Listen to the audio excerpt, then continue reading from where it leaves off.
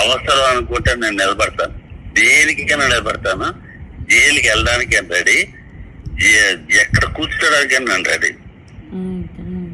చంపడానికి రెడీ, చచ్చిపోవడానికి ready. Is innocent. Raj is innocent. Raj సంగతి నాకు చిన్నప్పటి నుంచి తెలుసు. అభినవ వివేకానంద అంట. ఈజ్ బ్రేవ్, అన్నీ ఉన్నాయి. కానీ వాళ్ళలో ఉన్న వీక్నెస్ ఏంటంటే కెరీర్.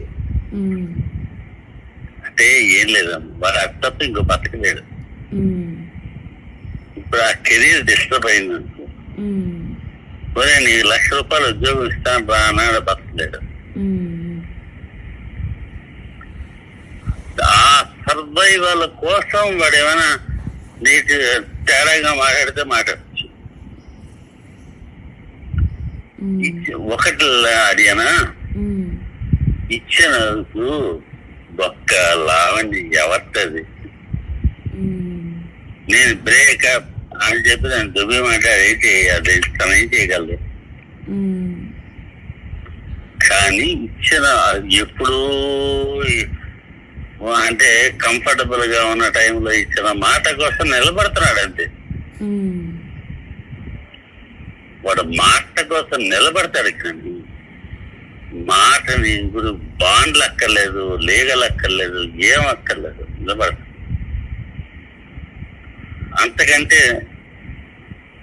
ఇది నీ మీద ఉంది. అది ఏంటి, ఎలా జరుగుతుంది, ఏం జరుగుతుంది అని నేను చెప్పలేను. కానీ ఉంది, నీ మీద ఉంది. తన సంగత అవసరం అనుకుంటే నేను మొత్తం రివీల్ చేస్తాను. తన చేత కొంత నాకు తెలుసు. బ్లాక్ మెయిల్ చేస్తుంది, నేను భయపడిపోతున్నాడు. ఏం చేస్తుంది? పెళ్ళయిందా? లేదు. ఏం బ్లాక్ మెయిల్ చేస్తుంది? ఆ బ్లాక్ మెయిల్ లో నేను ఇదుకొని నేను బ్లాక్ మెయిల్ చేస్తాను, అది మాత్రం కాదు. నేను బ్లాక్ మెయిల్ చేసే పరిస్థితి తెచ్చుకుందా నాశనం అయిపోయింది.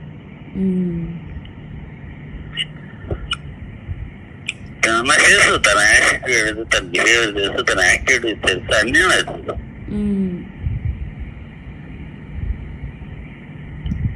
అర్థమైందా?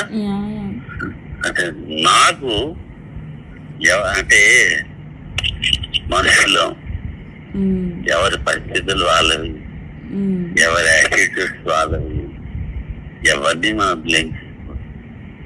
కానీ ఒకళ్ళని హారం చేసి బ్లాక్ మెయిల్ చేసి ఇబ్బంది పెట్టి చేద్దాం అనుకునే వాళ్ళకి మాత్రం నేను సపోర్ట్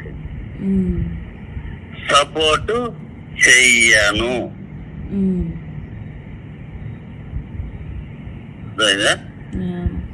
అర్థం చేసుకుంటే నేను సపోర్ట్ చేస్తాను.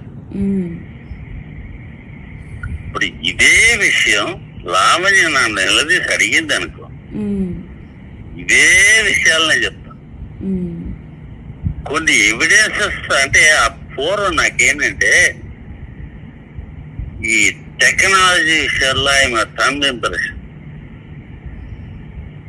ఇప్పుడు నేను అప్పుడు కౌన్సిలింగ్ చేసేవాడిని. మాస్ హిప్నటైజ్ నేను హిప్నటైజ్ చేస్తే పెద్ద హాల్ ఉండేది. అందులో ఒక 30 మంది పడతారు. 30 మంది ఏంటి, ఈజీ చేయొచ్చు, ఆరాం చేస్తే 30 మంది పడతారు. ఆరాం చేస్తే దానికి ఒక సౌండ్ సిస్టమ్ కొనాలి అంటే ఎక్కడ కొనాలో నాకు తెలియదు. నాకు సబ్జెక్ట్ ఉంది, చెయ్యగలను, రిలీఫ్ క్రియేట్ చేయగలను, నమ్మకం క్రియేట్ చేయగలను, అన్నీ ఉన్నాయి. కానీ నాకు టెక్నాలజీ తెలియదు. అలాంటప్పుడు సెల్ టెక్నాలజీ కూడా నాకు తెలియదు.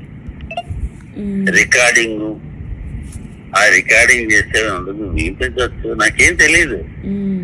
ఆ టైంలో తను మమ్మల్ని హెరాస్ చేసింది, భయంకరంగా హెరాస్ చేసింది. నేను నొక్కి ఉంచుతాను, కానీ ఆంటీకి కానీ కదిపితే మొత్తం బయటపడతాడు. తనకు తెలుసు. తన మాటలు మానేసి నా మాటలు రికార్డు చేస్తూ అటు గెలిపించవచ్చు, ఏదైనా జరగచ్చు. ఏదో కమ్యూనికేషన్ కాదు చేయలేదు, చిల్డ్రన్ పేరెంట్స్ వస్తాయి. ఇప్పుడు అది తెలిసింది. ఇప్పుడు నేను ఆ టెక్నాలజీ